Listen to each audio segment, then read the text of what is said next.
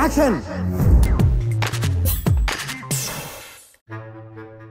Boss is back అంటూ silver screen పై mega సందడి సృష్టిస్తున్న megastar Chiranjeevi బుల్లితెరపై కూడా ప్రమోషనల్ ఇంటర్వ్యూలు ఇస్తూ సందడి చేస్తున్నారు.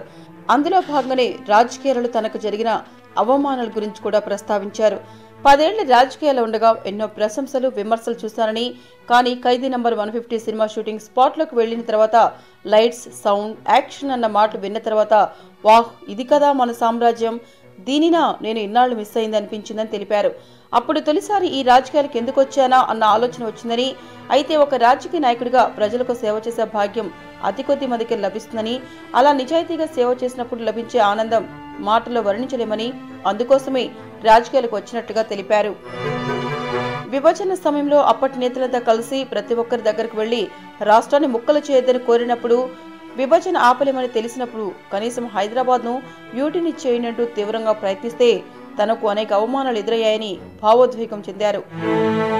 కొత్తగా యూటీ అంటాడు, అయినా వీడేం చేశాడని కొంతమంది అడిగారని, మరికొందరు తన ఇంటి బయట చీర గాజులు పెట్టి అవమానించారని, ఇంకొందరు కాకినాడలో అసభ్యకరమైన ఫోటోలు పెట్టి విమర్శించారని గుర్తు చేసుకున్నారు. ఇంత నిజాయితీగా ప్రజల కోసం పోరాడితే మనకు లభించే సన్మానం ఇదా? ఇలాంటప్పుడు రాజకీయాలు అవసరమా అనిపించిందని ఆవేదన చెందారు.